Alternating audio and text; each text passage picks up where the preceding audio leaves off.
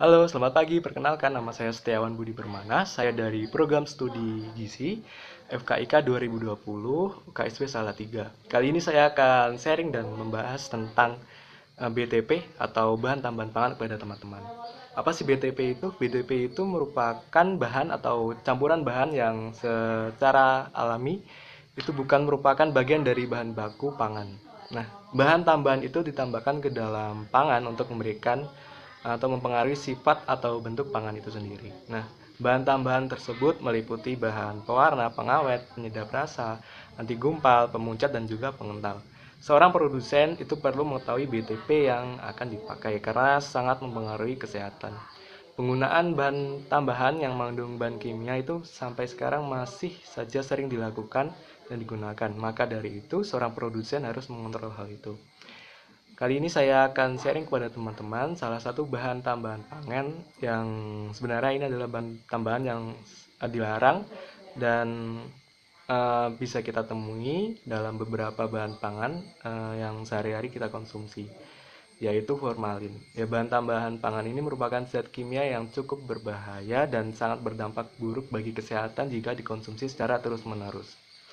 Oke, berikut ini adalah penjelasan tentang formalin dan ya, formalin itu merupakan aldehida dengan rumus kimia H2CO yang biasanya berbentuk gas atau cair. Seperti ini adalah satu bentuk cairnya yang dikenal sebagai bahan yang biasa digunakan untuk disinfektan atau juga sebagai bahan pengawet. Nah, sebagai disinfektan sendiri, formalin ini dimanfaatkan sebagai pembersih seperti pembersih lantai, kapal, gudang, dan juga pakaian.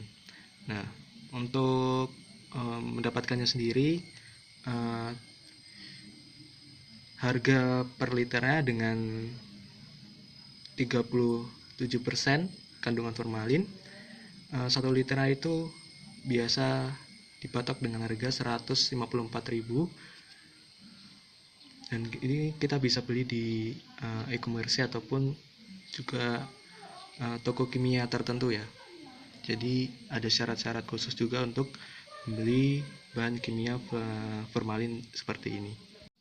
Ya, ini adalah formalin dalam kemasan yang sudah saya pindahkan ke dalam botol. Saya tandai dengan tulisan formalin. Sekilas formalin itu memiliki ciri-ciri dia tidak berwarna ya, sekilas hampir sama seperti air bening. Nah, tapi formalin ini memiliki bau yang cukup menyengat sekali. Oke, selanjutnya kita akan membahas tentang makanan atau bahan pangan yang biasanya ditambahkan formalin sebagai bahan pengawet. Nah, salah satunya ini adalah tahu. Tahu ini biasa kita temukan di pasar-pasar. Tahu yang secara khusus ditambahkan formalin itu memiliki ciri yang berbeda dari tahu kebanyakan. Nah, secara umum formalin itu digunakan untuk mengawetkan bahan-bahan di luar bahan pangan ya, seperti seperti tadi sudah dijelaskan sebagai disinfektan ataupun bahan-bahan pengawet lainnya. Nah, namun sayangnya masih banyak pedagang nakal yang menggunakan formalin ini sebagai bahan pengawet, dan juga karena sifat-sifat dari bahan pangan aslinya itu yang mudah rusak dan dirasa merugikan bagi pedagang, formalin ini menjadi salah satu cara untuk meminimalisir kerugian dari kerusakan suatu bahan pangan.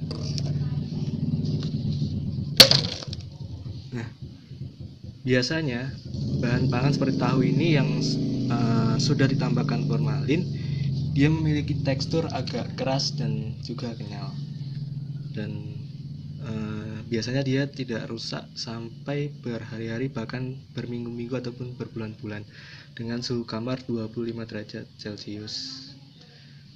Eh, Kalau kita biasanya mencium bau tahu yang sudah mengandung formalin, baunya itu akan sangat menyengat pada makanan.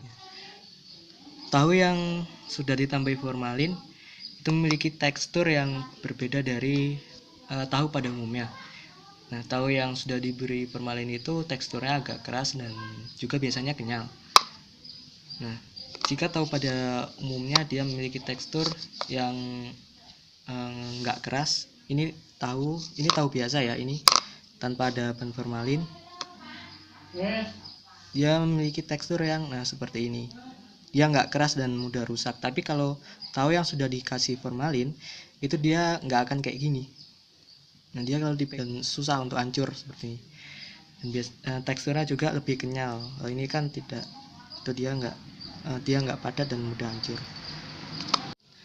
Selain tahu, ada juga bahan makanan lain seperti mie basah, ikan kering, dan juga bakso. Nah, formalin itu memiliki sifat mengkoagulasi protein yang terdapat dalam protoplasma dan juga nukleus, sekaligus membunuh semua bakteri pembusuk yang ada pada bahan-bahan makanan tersebut. Nah, pemeriksaan makanan berformalin itu dilakukan lebih dalam di laboratorium dengan beberapa tes khusus yang dilakukan untuk menguji kandungan formalin. Oke, sekarang kita akan membahas tentang dampak buruk bagi kesehatan jika kita terus mengkonsumsi formalin. Nah, akibat yang ditimbulkan dalam waktu singkat dan atau jangka pendek dan dalam jangka panjang, baik melalui hirupan, kontak langsung ataupun tertelan, konsumsi formalin secara kronis dapat mengakibatkan iritasi pada membran mukosa, dan formalin ini tergolong sebagai bahan yang bersifat karsinogen, yaitu senyawa yang menyebabkan timbulnya kanker. Nah, jadi nggak kebayangkan kalau kita setiap hari kita makan makanan favorit kita yang mengandung formalin, yang tentunya ini sangat berdampak buruk bagi kesehatan. Nah, maka dari itu mulai sekarang kita harus lebih berhati-hati dalam memilih bahan makanan, bahan pangan yang akan kita konsumsi. Mulai dari kita memeriksa fisiknya, kemudian kita menjaga kesterilan dan juga kebersihannya dengan mencuci dan juga mengolahnya secara benar. Itu saja dari saya, semoga membantu teman-teman semuanya. Saya mohon maaf jika ada kesalahan kata ataupun perbuatan. Saya akhiri, selamat pagi.